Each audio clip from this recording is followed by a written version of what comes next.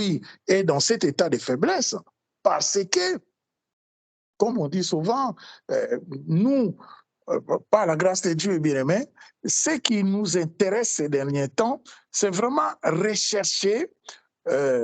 chercher à comprendre pourquoi l'Église des anciens, car les modèles de cette Église que les anciens nous ont légués, hein, l'Église que Jésus-Christ a déclarée dans Matthieu 16, 18, que tu es Pierre, si c'est roc, je bâtirai mon Église, dont les portes de la mort ne proviendront pas contre elle. On écoute cette déclaration, c'est une déclaration que le Seigneur va déclarer, c'est la première fois que le nom Église sera cité dans la Bible, bien-aimé dans le Seigneur lui-même va le déclarer. Donc c'est des paroles fortes que le Seigneur va déclarer pour son Église. Mais quand on regarde aujourd'hui, on voit alors que Dieu nous dit qu'il est le même aujourd'hui, hier, aujourd'hui, éternellement. Les dieux omniscients, omnipotents, omniprésents. Il n'a pas changé, il est le même. Mais quand on voit l'état de l'Église que nous sommes, il y a un problème, bien aimé dans le Seigneur. Il y a un vrai souci. Et c'est Dieu qui a changé. C'est nous. C'est nous les problèmes ou bien c'est Dieu? On comprend bien qu'il n'est ni homme pour mentir, ni le Fils de l'homme pour se repentir. Dieu ne peut pas changer. Il est le même. Le problème, c'est nous. Nous sommes des problèmes. Je suis problème, toi aussi, bien-aimé dans le Seigneur, frères, sœurs dans le Seigneur, nous sommes ces problèmes-là. Car l'homme a du mal, nous avons du mal à suivre la volonté, car quelle est la volonté de Dieu? Dieu qui a positionné l'homme sur cette terre des vivants. Comme souvent dans nos enseignements, on voit bien que, bien aimé dans le Seigneur, la Bible nous dit qu'au commencement, Dieu créait la ciel et la terre. Et l'Esprit de Dieu s'est mouvé au-dessus des eaux. Ça, c'est le commencement de la Bible. Okay? Donc, les ténèbres, comme souvent le mot ténèbres, quand on voit, les ténèbres existaient déjà, mais l'Esprit de Dieu mouvait au-dessus des eaux. Donc, c'est Dieu lui-même qui a voulu, car son esprit était déjà là, mais Dieu a voulu les ténèbres. Et là, comme je dis souvent, que même voilà, les commentateurs bibliques, tout le monde, les intellos, tout ça, ils sont d'accord. Mais pourquoi? Parce que Ésaïe 45, 18 nous dit que Dieu n'a pas créé la terre pour que la terre soit déserte. Donc, quelque part, il y a comme confusion. Alors que Dieu ne peut pas se confondre. Il est Dieu.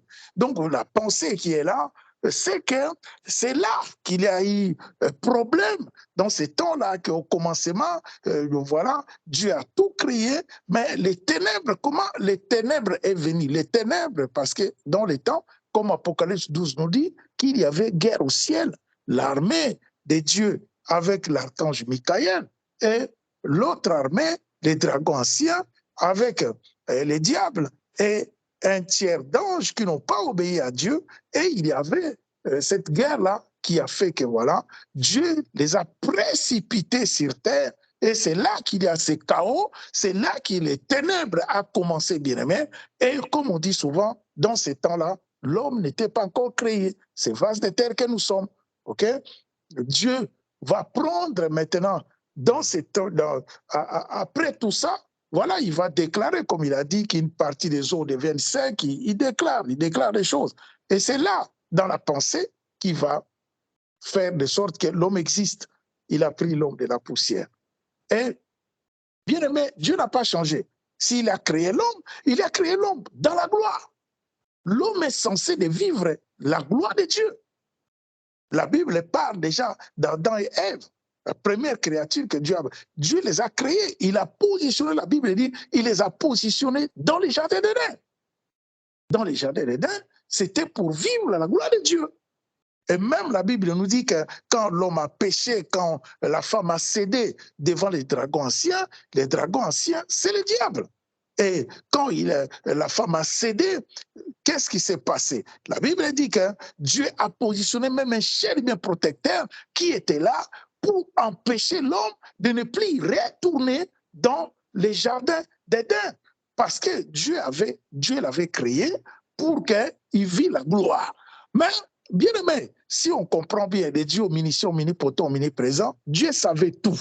Il savait que l'homme ne pouvait pas, la femme, on l'acquise qu'est la femme, mais Dieu savait que l'homme ne pouvait pas résister devant la séduction du diable, des serpents anciens.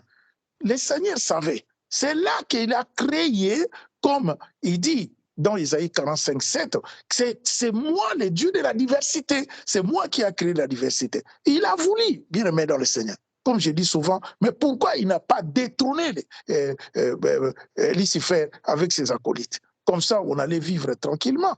Donc, on voit bien que l'Église que nous sommes bien aimés dans le Seigneur, l'Église est censée de vivre la gloire véritable. Okay? Donc l'homme que nous sommes censés, bien aimés, à vivre vraiment la gloire de Dieu. Mais où est cette gloire-là? Déjà, l'Église que nous sommes, l'Église est appelée à vivre la gloire. Comme le modèle de l'Église, quand on prend la Bible, on voit quel modèle. Le modèle de l'Église, c'est quel modèle? C'est l'Église primitive, l'Église des anciens. OK? Jacques, les anciens, les piliers de Jérusalem. Jacques, Pierre, voilà, ces anciens-là. L'apôtre Paul est arrivé après. Mais il vivait la gloire. Même Paul, voilà, qui n'était pas comme lui-même, il dit qu'il est le moindre de tous les apôtres, mais il a travaillé plus que tous. Lui-même qui déclare, il défend son ministère. On voit bien, bien aimé dans le Seigneur, quel calibre de ministère que cet homme avait. OK? La gloire de Dieu s'est manifestée à un niveau, mais la Bible déclare même que les mouchoirs qui touchaient ces anciens-là guérissaient, même les morts étaient ressuscités. Mais il y a problème. Mais pourquoi pas nous? Alléluia. Pourquoi pas nous, bien-aimés? Alors que Dieu n'a pas changé. Comme je disais, il faut chercher maintenant. C'est ça la pensée qui nous anime. Même jusqu'au séminaire, vous voyez les thèmes que le Seigneur nous a inspirés. OK? Que, voilà, l'évangile de la croix ne nous a jamais promis la richesse. On n'est pas contre la richesse, loin de là. Bien aimé dans le Seigneur. Comme je dis souvent, la richesse, c'est un don. On n'est pas contre la richesse. Mais voilà comme l'ancien Paul dira à l'apôtre, il dit, l'amour de l'argent, c'est les racines de tous les maux. L'amour de l'argent. Et on voit aujourd'hui que l'Église que nous sommes bien aimés, l'Église est devenue matérialiste à un niveau que voilà, la foi véritable n'y est plus dans l'Église. On ne voit pas, on ne voit plus cette foi-là. Et quand, comme je disais la fois dernière, bien aimé dans le Seigneur, maintenant par le Saint-Esprit qui nous habite, il faut chercher. Chaque jour, c'est ça ma question. Je dis, Seigneur, maintenant, c'est un message de la restauration. Nous voulons voir ton Église être restaurée. Nous voulons voir les messages que tu nous as confiés, nous autres, qui sommes rien. Voilà, ce n'est que par ta grâce que tu nous as pris derrière les barrières de la mort pour faire ce travail. Mais nous voulons voir la restauration de ton Église. Car toi, tu n'as pas changé. Même tu as dit que le chemin est resserré, la porte d'entrée étroite, il y en a peu qui vont trouver cette porte-là, comme Élie devant le Seigneur lui dira, il y a encore 7000 qui n'ont pas fléchi les genoux devant Baal.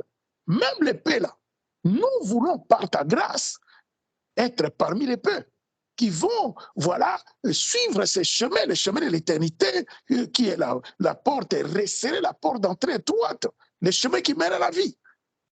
C'est pour cela que le Seigneur, vous voyez, les Saint-Esprit qui sont dans les profondeurs savaient déjà que beaucoup auront du mal à marcher sur ces chemins-là. Mais ce n'est pas qu'on n'aime pas Dieu. Si on regarde, comme je dis souvent, vous allez voir les bâtiments dimanche, même aujourd'hui là. Vendredi comme ça, veille de prière, ça danse, ça joue. Donc voilà, ça prêche, bien aimé, dans toutes les langues du monde. Et ça prêche bien. Et les gens sont derrière. Ils sont derrière. Parce que ils sont, voilà, les gens sont séduits. Au lieu de vivre comme, voilà, la Bible nous parle dans Acte 11, les chrétiens d'Antioche, cette ville qui est dans la Grèce actuelle. Donc, ils étaient là, ces personnes-là, c'était des païens. Mais quand l'ancien Paul, Barnabas, les missionnaires, ils sont partis là-bas, ils les ont enseignés, prêché la parole, ils ont vu la gloire de Dieu se manifester et ils se sont convertis. Et la Bible dit que ces chrétiens-là, c'était des chrétiens. Voilà, c'est là que la première fois que les non-chrétiens étaient appelés parce qu'ils ont vu que ces personnes-là, ils se sont dit non, le nom de notre Seigneur Jésus-Christ de Nazareth, le Fils de Dieu véritable, a traversé des frontières et les gens écoutaient, entendaient qu'il y a, voilà, quelqu'un qui a un pouvoir, mais si naturel, un pouvoir extraordinaire. Il guérit les gens, il ressuscite les morts. Mais c'est un homme simple, un homme bien. Et ces gens-là voyaient les apôtres dégager ces parfums-là, cette vie. Et ce qui a fait que, voilà, ils les ont appelés chrétiens, bien-aimés dans le Seigneur. Et on voit encore une autre ville à Bérée. Les chrétiens qui étaient là-bas, la Bible dit que les chrétiens de Bérée, quand on les enseignait, quand on leur prêchait la parole, ils regardaient leur Bible. Ils regardaient si les choses qu'on les enseigne est vraies. Est-ce que ces choses-là sont bibliques?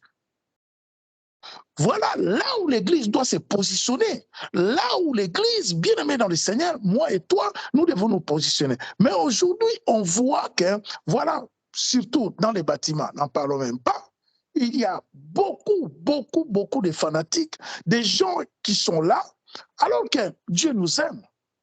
Jésus-Christ a donné sa vie à la croix pour toi, pour moi. Et sa volonté que, voilà, il ne veut pas te perdre, il veut que tu sois sauvé. Mais devant toi, il a mis des chemins. Comme il dit dans Matthieu 7, 13, 14. L'autre chemin, c'est le chemin large. Le chemin qui mène à la perdition, il y en a beaucoup qui passent par là. Dire que, comme je dis, on n'est pas là pour juger qui sommes-nous bien-aimés dans le Seigneur. Mais comme je dis, moi qui suis rien, depuis que l'ange du Seigneur m'a visité, c'est ça qui m'a mis à cœur. Tu parles à l'homme, un grand H, et tu parles à mon Église. Je suis rien, bien-aimé dans le Seigneur. On n'est pas là pour juger. Mais nous sommes là pour apporter, bien-aimé, car la Bible est là. Et nous savons que Dieu est vivant. Il est vivant. Mais pourquoi l'Église que nous sommes ne vit plus, donc ne cherche pas à vivre cette gloire-là, car Dieu n'a pas changé. Non, parce qu'il y a autre chose. Il y a, comme on dit, qu'est-ce que je peux dire, un corps étranger. Il y a un feu étranger qui est rentré dans l'Église. Un feu étranger, un corps étranger qui est rentré dans l'Église. Car quand, comme je disais la fois dernière, quand je vois Paul reprocher son frère dans Galate, il va dire que ces fois c'était répréhensible. Ce n'est pas pour les faire mal, ce n'est pas pour les blesser, c'était pas pour les humilier devant les gens. Non, non. Parce que Paul savait que Céphas était son frère. Il l'aimait beaucoup. Mais quand il a vu que, voilà, il s'est détourné de ces gens-là qui étaient païens, qui ont accepté le Seigneur, et quand il a vu ses compatriotes, voilà, de la même doctrine qui venaient de Jérusalem, ils étaient là. Il a changé de comportement. Paul a dit non, ce comportement-là n'est pas normal. Céphas, tu es répréhensible. Je te reprends devant tout le monde. Il a corrigé, il a dit, mais tu étais là, on mangeait avec ces gens.